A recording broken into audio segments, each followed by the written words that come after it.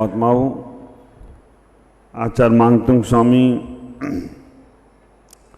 33वें number के काव्य में पुष्पों के संबंध में जानकारी दे रहे हैं, फूल के संबंध में जानकारी दे रहे हैं, सुगंध के संबंध में जानकारी दे रहे हैं, गंधोदक के संबंध में जानकारी दे रहे हैं। एक बार हम सभी लोग उसका उच्चारण करेंगे, हाथ जोड़ेंगे, 33वें नंबर के काव्य को हम अपने मुखारविंद से उच्चारण करें। मंदार सुंदर नमीरु सुपारिजात, मंदार सुंदर नमीरु सुपारिजात, संतान काद कुसुमोत्कर वृष्टिरुद्धा, संतान कादि कुसुमोत्कर वृष्टिरुद्धा, गंधोद बिंदु सुमंद मरुत्प्रपापदा, गंधोदिबिंदु शुभमंदि मरुत्प्रपाता, दिव्या दिवापतिते बचसां ततिर्वा, दिव्या दिवापतिते बचसां ततिर्वा। धर्म से बात्माओं, आज मानता हूँ आचार्य यहाँ पर कटघरे के अंदर, जेल के अंदर, जैसे अभी आपने लगा दिया ना कटघरा जेल, वो जेल के अंदर बैठ के लिखे और हम जेल के अंदर बैठ के सुना रहे हैं, और तुम भी चतुर्गति की जेल में बैठकर ही सुन रहे हो। आचार्य यहाँ पर आज चर्चा करने का प्रयास कर रहे हैं।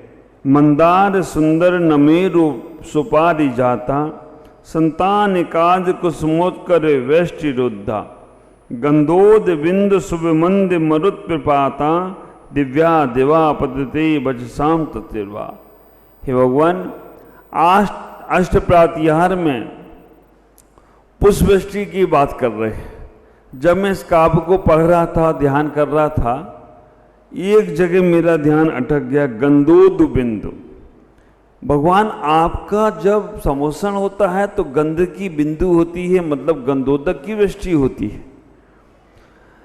मैं ये पढ़ रहा था, उस वक्त मुझे तुरंत पार्श्वनाथ निर्वाण महोत्सव याद आ गया।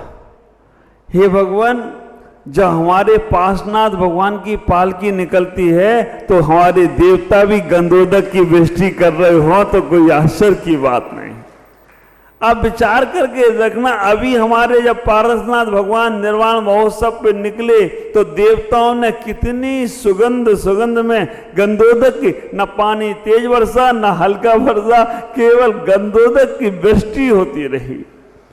और कैसे उदाहरण क्या दे दिया कि भगवान, जैसे दिव्या दिव्य बचनाति, जैसे जैसे गंधोदक बरसता है, जैसे जैसे पुष्प बरसते हैं, हमें लगता है कि आपकी वाणी से पुष्प खिल रहे हैं, आपकी वाणी से गंधोदक निकल रहा है और वो हम सबको पवित्र और पावन करता चला जा रहा है। अब विचार करना, संसार में पुष्प और कांटों में कितना तालमेल देखो।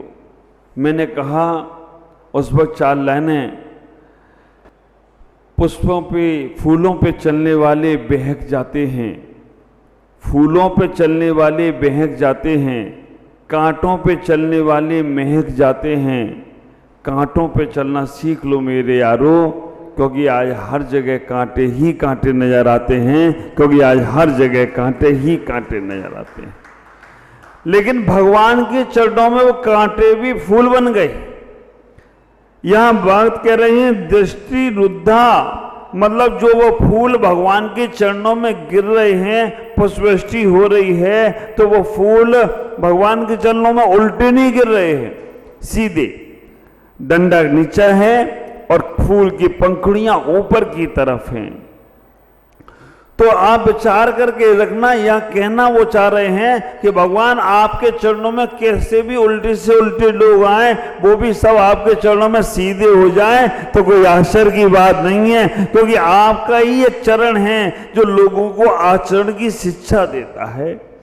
आपको यही चरण है जहां पर कांटे भी फूल बन जाया करते हैं। ऐसा कहते हैं, जब भगवान जिस रास्ते से निकलते थे, तीर्थंकर जिस रास्ते से निकलते थे, मुनि अवस्था की बात, तीर्थंकर बनने के बाद तो देवता लोग पुष्पवृष्टि पुष्पों की कल्पना करते हैं। भगवान जब चलते हैं तो उनके आगे 7 पुष्प चारों दिशाओं में, 10 दिशाओं में, 20 दिशाओं में, क्योंकि भगवान का विहार किधर होगा पता नहीं चलता देवताओं को। अनियत विहारी होते हैं भगवान। लेकिन आप विचार करके रखना, अनियत विहारी किधर विहार करेंगे? तो भगवान जब चलते हैं केवल ज्ञान के बाद कहां विहार होगा, कैसे विहार होगा? तो देवता 7 फूलों की पंक्तियां लगा देते हैं।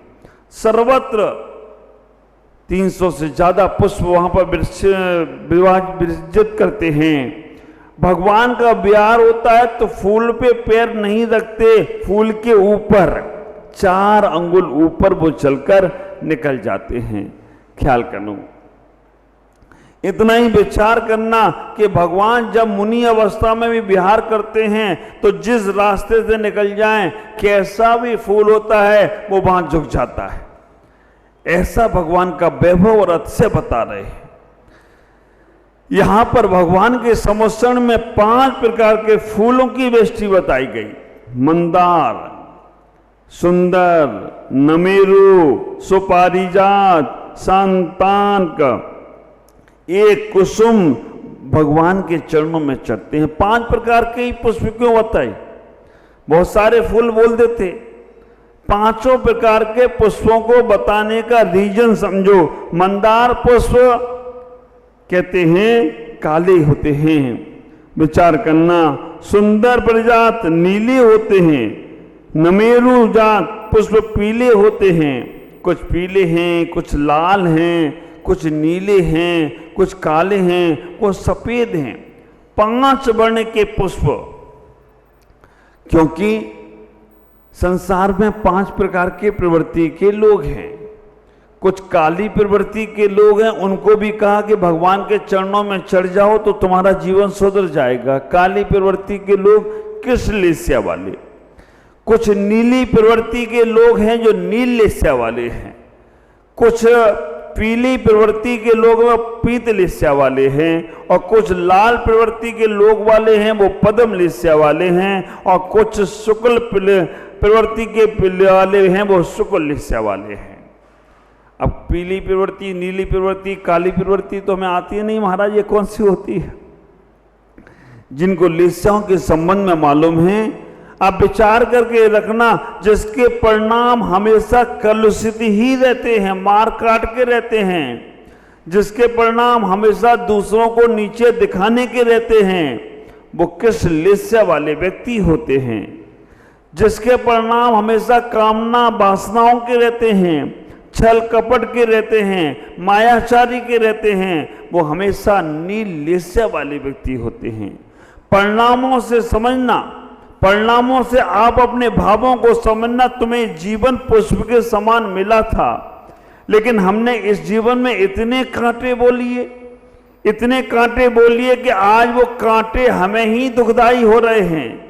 हमारे जब कर्मों का चर्चाएं आती हैं तो नामकर्म में 2 भेद आते हैं, एक परघात और एक उपघात।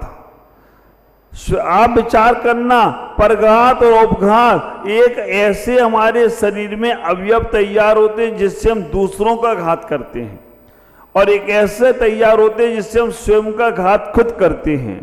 तो हमने अपने जीवन में ऐसे ऐसे परिणाम बना लिए कि आज वो परिणाम हमें ही दुखदाई हो गई।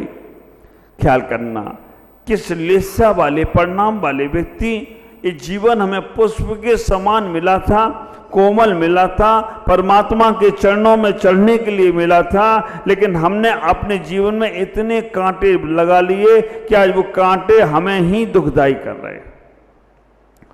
आप अक्सर कहते हो ना, बालक कितने सुंदर होते हैं, फूल के समान कोमल सा चेहरा होता है। आप विचार करके रखना, फूल के समान सुंदर होते हैं। इतना ही विचार करना, कुछ फूल ऐसे होते हैं जो सुंदर तो होते हैं लेकिन सुगंध नहीं होती है। दिखने में तो सुंदर लेकिन सुगंध नहीं होती है। कुछ पुष्प ऐसे होते हैं जो सुंदर तो नहीं होते लेकिन सुगंध बहुत सुंदर होती है। कुछ फूल ऐसे होते हैं जो ना सुंदर होते हैं ना सुगंध वाले होते हैं, और कुछ ऐसे होते हैं जो सुंदर भी होते हैं और सुगंध वाले भी होते हैं। 4 प्रकार के फूल देखना, और ये चारों प्रकार के फूल इस संसार में मिल जाएंगे। आपके घरों में भी मिल सकते हैं, समाज में भी मिल सकते हैं, और आपके दिमाग में भी मिल सकते हैं। सुंदर भी है लेकिन उसके पास सुगंध नहीं है। सुंदर तो है लेकिन सुगंध नहीं है। ज्ञान तो है लेकिन आचरण नहीं है। विचार करना वो फूल कौन सा है। मेरे गुरुदेव आचार्य भगवान पुष्पवदन सागर जी महाराज कहते हैं वो फूल सुंदर तो है लेकिन सुगंध नहीं है। ज्ञान तो बहुत है, इतना ज्ञान है कि दूसरों को पढ़ा दे, लेकिन सुगंध नहीं है। पंडित लोग ऐसे ही, जिनके पास ज्ञान तो है कि भाई रात्रि में भोजन करने से मांस खाने का दोष, पानी पीने से खून पीने का दोष लगता है, लेकिन फिर भी पी लेते हैं रात को। तो ज्ञान तो बहुत है लेकिन सुगंध नहीं है। आप विचार करके रखना, जिनको मालूम है कि इस प्रकार की प्रवृत्ति से ये होगा, उस प्रकार की प्रवृत्ति से ये होगा, लेकिन वो मालूम है, जानकारी है, जुबान पर तो है, जीवन में नहीं है। वार्ता में तो है, बर्ताव में नहीं है। चर्चा में तो है, चर्या में नहीं है। विचार करना, फूल सुंदर तो है, लेकिन और सुंदर इतना है, अच्छे लोगों को वो पानी पिला देते हैं, अच्छे लोगों को वो नीचा दिखा देते हैं, लेकिन आचरण के नाम पे 0/0 हो जाते हैं। तो वो सुंदर तो है, सुगंध नहीं है। दूसरे नंबर पर सुंदर नहीं है लेकिन सुगंध बहुत है, भोले परिणामी। आप विचार करके रखना, ज्ञान तो नहीं है, हमारे बड़े बुजुर्गों को ज्ञान नहीं है, लेकिन एक बात अनुभव की ऐसी निकलती है, चर्या की ऐसी निकलती है कि बड़े बड़े ज्ञानी भी मात खा जाते हैं। या विचार करके रखना, बड़ों के अनुभव। तो जिनके पास जो सुंदरता तो नहीं है, झुर्रियां आ गई हैं, अब उनके पास कोई बैठने को तैयार नहीं है, अब उनका शरीर शिथिल हो गया है। आप विचार करके रखना, सुंदर तो नहीं है लेकिन सुगंध बहुत है। परमानंद सागर जी को देख लो, आप इतना ही विचार करके रखना। इनके अनुभव अगर आप सुनने बैठ जाओ ना, तो बड़े बड़े लोग भी उंगली दबा जाएं कि ऐसा भी होता है। अब ख्याल करके रखना, जीवन में सुंदरता तो नहीं है लेकिन सुगंध है। जिनके पास आचरण तो, ज्ञान तो ज्यादा नहीं है लेकिन आचरण इतना परफेक्ट है कि 1 मिनट की चूक नहीं हो सकती। सामायिक का समय हो जाए तो सामायिक पे बैठ जाना, तत्व चर्चा का समय हो तो तत्व चर्चा में उतर जाना, अपनी चर्या का समय हो तो चर्या पे उठ जाना, स्वाध्याय सामायिक सब व्यवस्थित करना। ख्याल करना, ज्ञान नहीं है लेकिन चर्या के बहुत महत्वपूर्ण हैं। तीसरा फूल ऐसा भी है जिसके पास ना सुगंध है और ना जिसके पास सुंदरता है, मिथ्या दृष्टि जीव। जिसके पास आचरण का कुछ भी नहीं है लेकिन ज्ञान भी नहीं है, मिथ्या दृष्टि जीव है, अभव जीव है, न सुंदर है न सुगंध वाला है। और चौथा फूल वो है जो सुंदर भी है और सुगंध वाला भी है, वो हमारे तीर्थंकर भगवान हो तो कोई आश्चर्य की बात नहीं है। जो सुंदर भी हैं और सुगंधवान भी हैं, ऐसे वो हमारे संत, ऐसे हमारे त्यागी वृत्ति, ऐसे हमारे पीछीधारी जो सुगंध भी है और सुंदर भी है। विचार करो, अभी हम यहां पर इतने साधु हैं और ये माता जी बैठी हैं, है ना, और आप एक बहुत अच्छा ब्यूटी पार्लर से तैयार करके किसी आदमी को लेकर आओ, किसी एक लेडीज को ब्यूटी पार्लर से बिल्कुल सज धज के आए, हम लोगों के साथ में उसको खड़ा कर दो, कौन सुंदर दिखेगा? हाँ, ये सफेद कपड़े वाले सुंदर दिखेंगे या वो लाल पीला चटक मटक वटक वाले पोता पाती दीपावली दीवार पोतते हैं, वैसे मुंह भी पोत लेते हो आप लोग। और आजकल तो ऐसे ब्रश आ गए हैं, आंख पे लगाने का ब्रश अलग है ना, गाल पे लगाने का ब्रश अलग, ओंठ पे लगाने का अलग, नाक के अंदर भी डालते कुछ का ब्रश, ऐसे ऐसे ब्रश आ गए। हाँ, दांत साफ करने का ब्रश अलग। अब वो दीवार पोतो या चेहरा पोतो एक ही है। ख्याल करना, हजारों लोगों के बीच में भी अगर ये दिगंबर साधु खड़े हो जाते हैं या हमारी माताएं लोग खड़ी हो जाती हैं, अर्काएं खड़ी हो जाती हैं, तो सारी सुंदरता इनके चरणों में नौछावर हो जाए तो वो आश्चर्य की बात नहीं है। सुंदर भी हैं और खुशबू भी बिखेरते हैं। ख्याल करके रखना, हमें अपने जीवन में उन पुष्पों को समझना है। भगवान के चरणों में जो पुष्प चढ़ रहे हैं ना, वो पुष्प इतना ही कहने का प्रयास कर रहे हैं, 5 कलर के पुष्प हैं। कृष्ण लेस्या वाला मैं नहीं हूं भगवान, ये तो आपके चरणों में चढ़ गया। कृष्ण लेस्या वाले के काले ही परिणाम रहेंगे। मंदिर भी जाए, गुरुओं के पास भी जाए, तो कुछ ना कुछ उल्टा गुलता सीधा सोचेगा। नील लेस्या वाला चाहेगा तो कुछ ना कुछ छल कपट मायाचारी का परिणाम रखेगा। और पीत लेस्या वाला जाएगा तो विचार करके रखना, पीले कलर के उसके विचार होंगे। पीत कलर के विचार का मतलब है उसके अंदर थोड़ा सा दया भाव भी होगा, थोड़ा सा उसके लिए पूजा पाठ का भाव होगा। पद्म लेस्या वाला जब जाता है तो पद्म लेस्या वाले के भाव उत्तेजना के होते हैं, उत्कृष्टता के होते हैं, उसके जीवन में कल्याण के भाव होते हैं।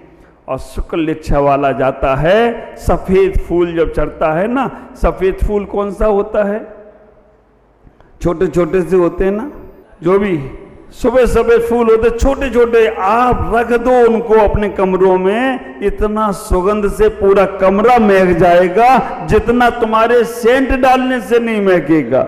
तो ऐसे शुक्र परिणाम वाले अच्छे भाव वाले लोग जहां बैठ जाते हैं, वहां चारों तरफ वातावरण सुगंधित हो जाए तो कोई आश्चर्य की बात नहीं होगी। जो स्वयं तरह दूसरों को मार्ग बताए उन्हें भगवंत कहते हैं। जो ना स्वयं तरे ना दूसरों को तारे उसे क्या संत कहते हैं। जो हम सबकी नैया पार लगा दे उन्हें गुरु पुष्पदंत कहते हैं। जो हम सबकी नैया पार लगा दे उन्हें गुरु पुष्पदंत कहते हैं। विचार करना, 2 पुष्प जीवन में खिलाना, एक भक्ति का पुष्प और एक प्रेम का पुष्प। भक्ति का पुष्प परमात्मा के चरणों में चढ़ा देना, परमात्मा तुम्हारा हो जाएगा। और प्रेम का पुष्प परिवार में खिला देना, परिवार तुम्हारा हो जाएगा। तुम जीवन में अपने कल्याण को करते चले जाओ। हमारे घर में परिवार में प्रेम का पुष्प होना चाहिए और परमात्मा के पास भक्ति का पुष्प होना चाहिए। ये बाहर जो फूल चढ़ाते हो, एक केवल तुम्हारी मानसिकताओं को बदलने के लिए ये फूल पर जैसे भौरे मंडराते हैं, वैसे ही हमें भगवान के चरणों में समर्पित होना है। मन को कोमल रखना है। मन को कोमल रखोगे तो तुम्हारा जीवन बहुत बहुत आनंदित होगा। आज इतना ही, शेष चर्चा फिर कल करेंगे, लेकिन आज इतना ही समझने का प्रयास करना। आज इतना ही।